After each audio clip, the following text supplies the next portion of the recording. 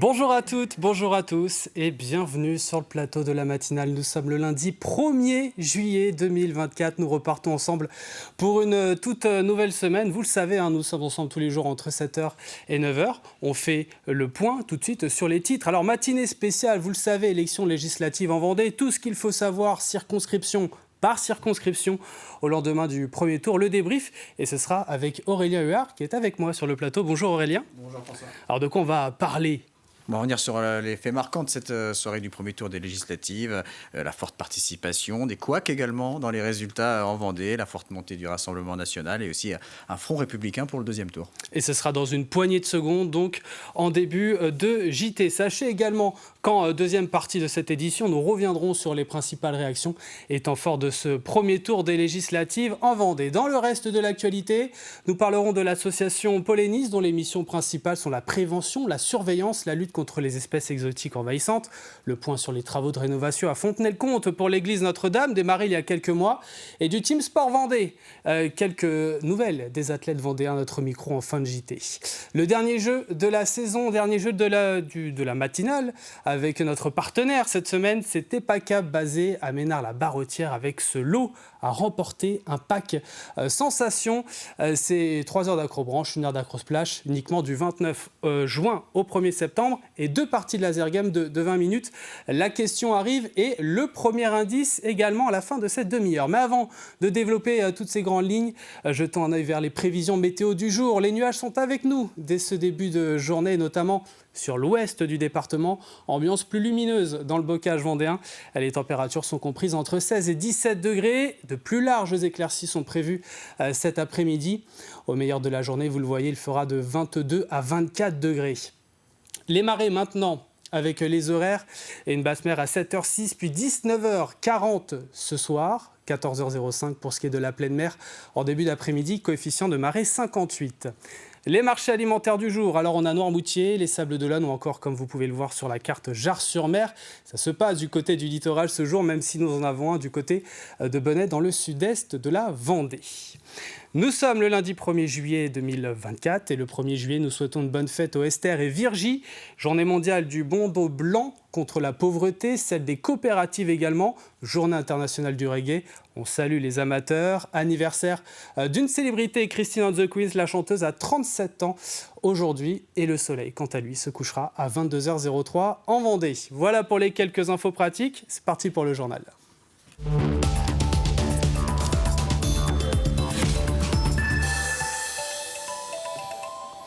Le premier tour des élections législatives a rendu son verdict. Nous connaissons les chiffres et différents classements des candidats par circonscription. Aurélien Huard est avec nous sur le plateau de la matinale. Alors Aurélien, qu'est-ce qu'on retient alors de ce premier tour ? On retient déjà une très forte participation, comme un peu partout en France, et en Vendée particulièrement, où on vote un petit peu plus qu'au niveau national. 70,14% des électeurs vendéens se sont rendus aux urnes pour ce premier tour des législatives, un score qu'on n'avait plus vu depuis très longtemps.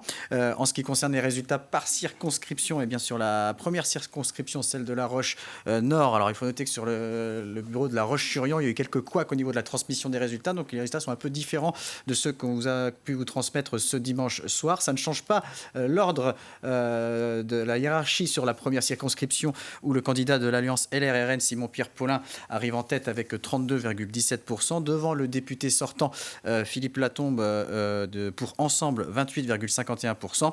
Lucie Etonneau du Nouveau Front Populaire termine en troisième position avec 23,33%. Elle aurait pu se maintenir au second tour, mais elle a décidé de se retirer pour faire front face au candidat de l'Alliance LR-RN. En ce qui concerne la deuxième circonscription, là, en revanche, les erreurs de résultats ont modifié la donne, puisque c'est finalement Béatrice Bellamy, la députée sortante, qui termine en tête avec 38,74% des voix, devant la candidate du Rassemblement national, Marie-Christine Hébran, 36,53%. Nicolas Hellary, pour le Nouveau Front Populaire, termine termine troisième avec 23,34%. Mais là aussi, comme pour la première circonscription, le candidat a décidé de se retirer, de ne pas participer au second tour pour participer au Front républicain. Sur la troisième circonscription, celle du Vendée littoral, les Sables d'Olonne, Noirmoutier, Pascal Dubin, candidat de l'Alliance Les Républicains Rassemblement National, arrive en tête avec 35,59% des voix, tout juste devant Stéphane Buchou, le député sortant sous l'étiquette Ensemble avec 34,89%. On retrouvera ces deux candidats au deuxième tour. Sur la quatrième circonscription, celle de Montaigu-Vendée, les Herbiers, eh bien là c'est un peu particulier puisque 4 candidats seront présents au second tour. Ce sera une quadrangulaire avec Véronique Besse, la députée sortante d'hiver droite soutenue par les Républicains, qui termine en tête avec 39,31% des voix, devant Jacques Proux du Rassemblement National, 22,88%. Ilias Nagnou pour Ensemble termine avec 18,46%, tout juste devant Julie Marielle Godard du Nouveau Front Populaire, qui elle se maintient pour le second tour. Ils seront donc 4 à briguer le poste de député dimanche prochain. Et puis pour terminer la cinquième circonscription, celle de Fontenay-le-Comte et Luçon. Là aussi, un candidat Rassemblement National arrive en tête, Stéphane Buffetot, avec 37,87% des voix, devant Pierre Auriel, député sortant pour Ensemble, 34,84%. Et enfin, Pierre-Hugues Fourage pour le Nouveau Front Populaire était également en capacité de se maintenir au second tour, mais comme les candidats de la première et de la deuxième circonscription, il se retire pour faire barrage au Rassemblement National. Merci Aurélien. Et on vous retrouve dans la deuxième partie de cette matinale.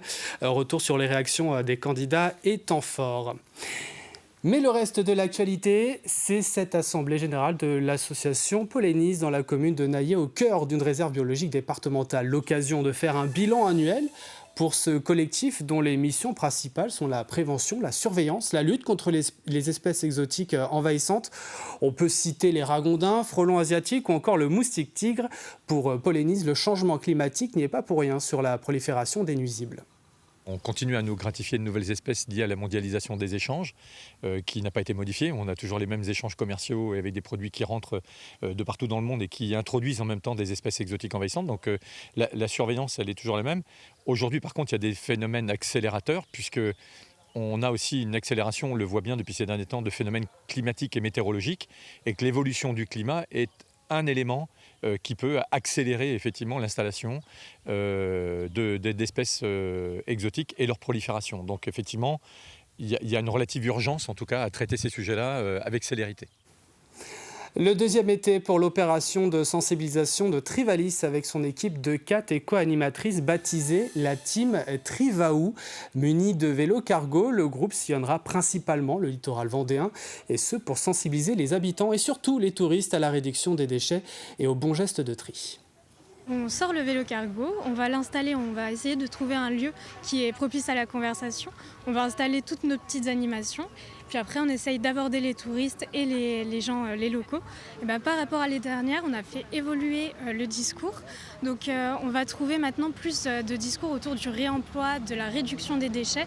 L'année dernière, c'était vraiment plus axé sur le tri des déchets. Et cette année, on évolue, on garde cette partie tri des déchets. Mais on va aussi parler d'essayer de réduire un maximum ce qu'on peut mettre dans nos poubelles. Et cette opération se poursuit jusqu'au 28 août. En janvier, ont commencé les travaux de rénovation de l'église Notre-Dame à Fontenay-le-Comte. C'est une volonté des élus actuels de préserver le patrimoine. Édifié en 1423, sa restauration était nécessaire. Des travaux de 10 ans sont prévus, un chantier divisé en 4 parties. La première n'est pas spécialement visible, mais s'attaque au fond du problème. Actuellement, l'eau coule dans l'église. Il faut donc refaire toute la toiture. Les couvreurs posent les ardoises après le passage des charpentiers.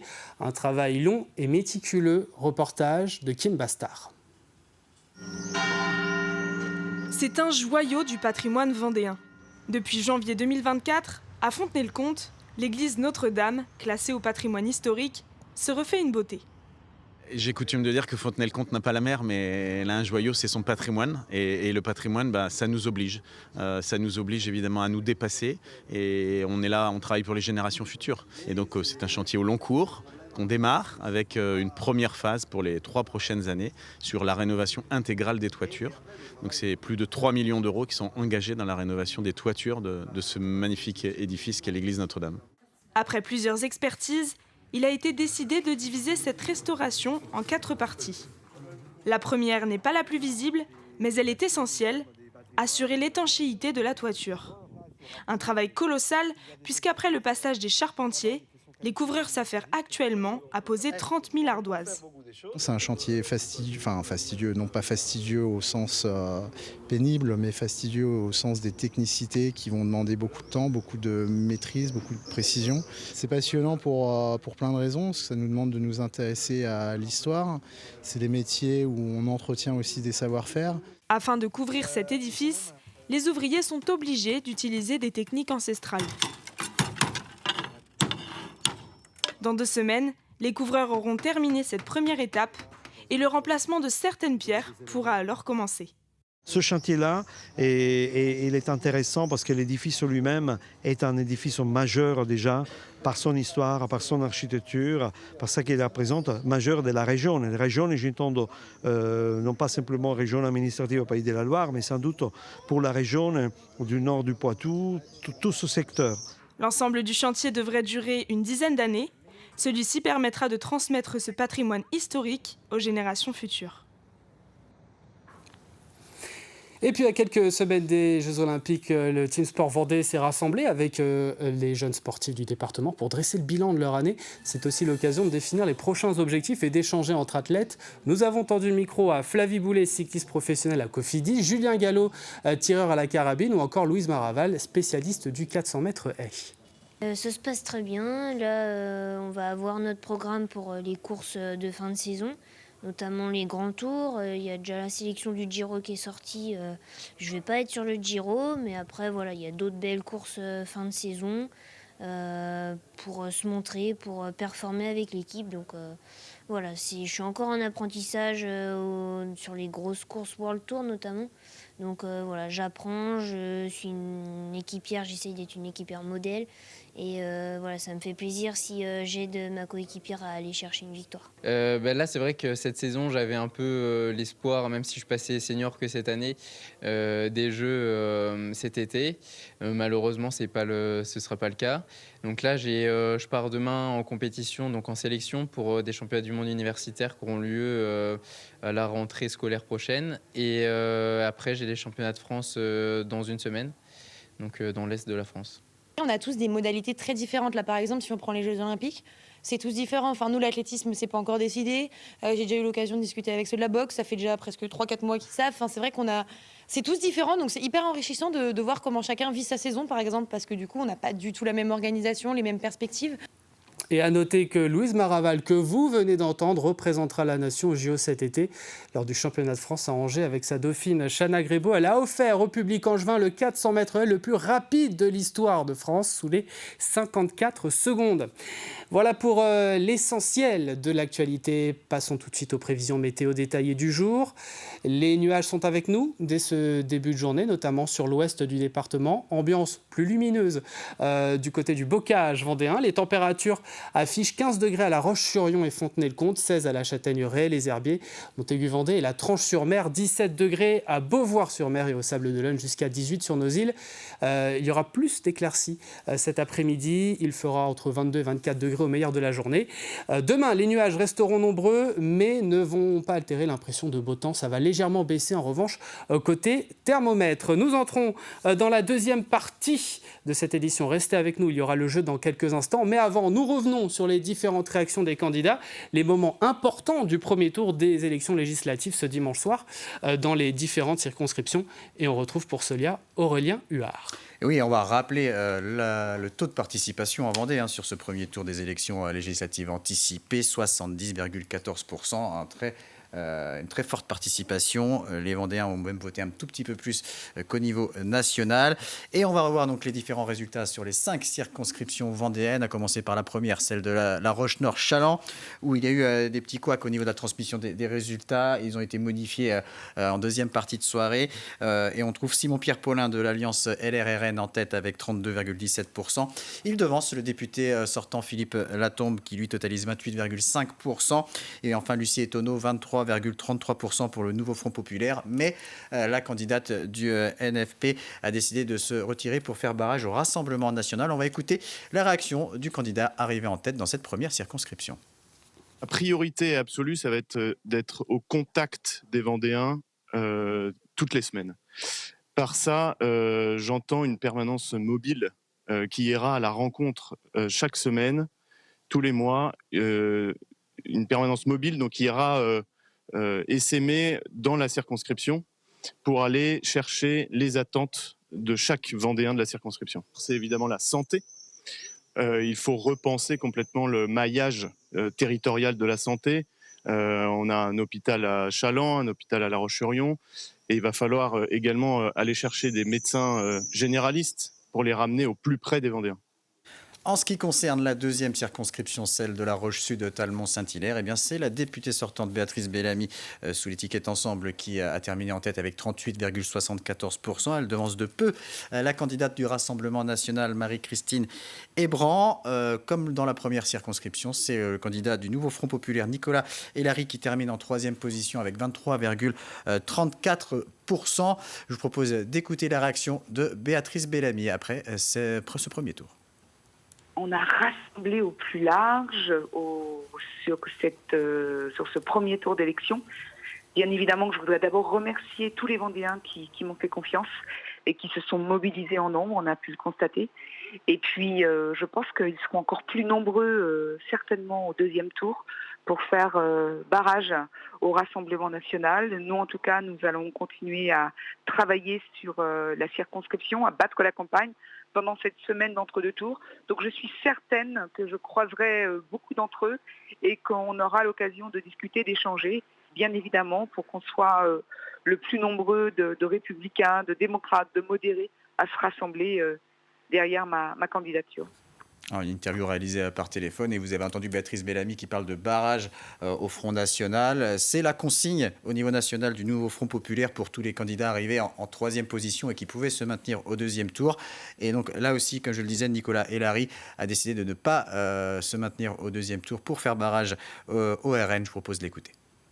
La Roche-sur-Yon est un petit lot de consolation, j'ai envie de dire, où effectivement on arrive en tête, que ce soit moi ou Madame Étonneau sur la circonscription Nord. Donc ça, c'est plutôt positif. Après, derrière, aujourd'hui, on va être là en troisième position avec soit Madame Bellamy, soit Madame Hébran du Rassemblement national en tête. Pour moi, la position, elle est très claire. Je vais me retirer en me disant qu'il ne faut pas une voix la semaine prochaine pour le Rassemblement national. À titre personnel, je voterai pour Madame Bellamy pour éviter que nous ayons une députée du Rassemblement national demain de Vendée. Donc voilà. Dans la troisième circonscription, seulement 2 candidats cette fois ont réussi à obtenir suffisamment de voix pour se qualifier pour le deuxième tour. Il s'agit du candidat de l'Alliance Les Républicains Rassemblement National, Pascal Dubin, avec 35,59% des voix. La troisième circonscription, c'est la circonscription Vendée littorale. Pascal Dubin qui devance le député sortant sous l'étiquette Ensemble, Stéphane Buchou, qui lui totalise 34,89% des voix. Du côté de la quatrième circonscription, celle des Herbiers de Montaigu, là c'est un cas un peu particulier puisqu'on va avoir droit à une quadrangulaire sur le deuxième tour avec donc 4 candidats qualifiés. Véronique Besse, la députée sortante d'hiver droite soutenue par les Républicains, arrive en tête avec un peu plus de 39% des voix. Elle devance Jacques Proulx du Rassemblement national qui lui totalise 22,88%. Et puis quasiment à égalité avec un peu plus de 18%, on trouve Ilias Nagnourou pour Ensemble et Julie Marielle Godard du Nouveau Front populaire qui, elle, a décidé de se maintenir donc, pour ce deuxième tour. On l'écoutera dans quelques instants, mais avant cela, écoutons la députée sortante Véronique Besse. Je vais continuer à faire campagne sur le terrain, comme toujours. Je suis sereine, mais très concentrée, parce que rien n'est gagné, même si, encore une fois, je suis confiante, et je remercie d'ailleurs tous les électeurs qui m'ont placée en tête dans toutes les communes de la Circo. Mais voilà, je vais faire campagne comme je fais toujours, et je pense que tous les candidats vont faire campagne de la même façon, et puis on verra dimanche. La percée du RN au niveau national, si c'est ce que vous voulez dire, elle était attendue, en fait. Les sondages ne s'étaient pas trompés, elle est attendue, parce que je crois que les gens en ont un petit peu marre qu'on leur fasse des promesses qui ne soient pas tenues. Donc maintenant, il va falloir passer des bonnes intentions aux actes. C'est tout ce qui va être attendu de la part des Français. En tous les cas, sur la circonscription, moi, je vais faire tout pour gagner dimanche, mais je suis confiante. 4 candidats donc au deuxième tour dans cette quatrième circonscription. Véronique Besse, Jacques Proulx, Ilias Nagnourou et donc Julie Marielle Godard du Nouveau Front populaire qui, contrairement à la première et à la deuxième circonscription, a décidé de ne pas se désister pour le deuxième tour. On reste en lice sur ce second tour pour donner en fait pour une alternative en tout cas sur les personnes qui nous font confiance. On ne se retire pas de la prochaine du second tour pour permettre, en fait aujourd'hui on sait entre Véronique Besse, le Rassemblement National et les marcheurs, en tout cas on se retrouve sur aucun des trois partis et je pense que notre électorat non plus. L'objectif c'est à la fois de donner un premier message d'espoir, du coup en se maintenant, du coup pour donner cette alternative-là et ensuite de poursuivre nos actions par rapport aux personnes qui nous ont fait confiance et sur les dossiers de fond qu'on protège et qu'on défend. Et on termine avec la 5e circonscription, celle du Sud Vendée, Fontenay-le-Comte et Luçon. Il y avait 6 candidats en lice dans cette circonscription et c'est le candidat du Rassemblement national, Stéphane Buffetot, qui termine en tête avec 37,87% des voix, devant le député sortant Pierre Henriet qui lui totalise 34,84% des voix. Pierruc Fourage pour le Nouveau Front Populaire termine en 3e position avec 20,12% des voix. Donc là aussi, on aurait dû avoir une triangulaire. Triangulaire et quadrangulaire qui s'expliquent par la forte participation et nous permettent aux candidats de plus facilement se qualifier. On rappelle qu'ils devaient totaliser 12,5% des inscrits pour passer au deuxième tour. Mais là aussi, comme Lucie Etonneau dans la première circonscription et Nicolas Hellary dans la deuxième circonscription, Pierruc Fourage a annoncé très tôt dans cette soirée électorale qu'il ne se présenterait pas au second tour pour faire barrage au Rassemblement national. On va écouter justement le candidat du Rassemblement national, Stéphane Buffetot, arrivé en tête dans cette 5e circonscription. Je suis complètement réaliste. Après, il y a aussi un réservoir de voix à droite. Il y a LR, il y a Debout la France et peut-être une part d'électeurs qui ne sont pas mobilisés cette fois-ci et qui pourraient se mobiliser pour le second tour. Et puis des gens qui vont être un peu troublés aussi de cet accord ou de cette alliance contre nature entre le Nouveau Front Populaire et Horizon, parce que M. Henriet, après avoir été socialiste, après avoir été macroniste, Renaissance, et maintenant macroniste côté Horizon, il pourra finir par venir chez moi au Centre national des indépendants et paysans, je l'accueillerai avec plaisir. Et donc ce premier tour des élections législatives en Vendée, tout comme partout en France, a été marqué par une vague du Rassemblement national et des scores bien supérieurs à ceux enregistrés lors des législatives de 2022. Je vous propose d'écouter l'analyse de Luc Bouard, conseiller départemental, maire de La Roche-sur-Yon et délégué régional du parti Horizon. Ce qui se passe est un tsunami impressionnant avec une démocratie qui peut être mise en danger selon les résultats de dimanche prochain. Alors après, on sait que ce sont des matchs à 2 tours et donc le deuxième tour ne qualifie pas toujours le premier du premier tour et donc il faut bien sûr revoir tout ça avec la tête froide et nous étudierons tout ça dans les jours qui viennent. Voilà, Luc Bouard qui était interrogé lors de notre soirée spéciale élection législative de ce dimanche soir. Il était interrogé par téléphone. Donc on peut retenir la montée du Rassemblement national, le Front républicain qui s'est mis en place avec le désistement ou le retrait de plusieurs candidats du Nouveau Front populaire lorsqu'ils étaient en triangulaire et en 3e position pour laisser leur voix aux candidats ensemble généralement ou députés sortants contre le Rassemblement national. Ce qu'on peut dire également, c'est qu'il ne devrait pas y avoir beaucoup de changements dans le paysage politique vendéen à l'issue du second tour, puisque tous les députés sortants sont au deuxième tour et ils sont tous en ballottage favorable avec des réserves de voix beaucoup plus importantes que leurs adversaires. Donc a priori, sauf grande surprise, on retrouvera les 5 mêmes députés dimanche prochain, puisqu'on votera pour le deuxième tour le dimanche 7 juillet. Et ce deuxième tour des élections législatives sera à suivre, bien entendu, sur TV Vendée. Merci beaucoup, Aurélien, d'être venu nous en parler sur le plateau de la matinale. Allez, on va se quitter dans quelques instants, mais avant, restez avec nous, parce que c'est le moment de passer au jeu.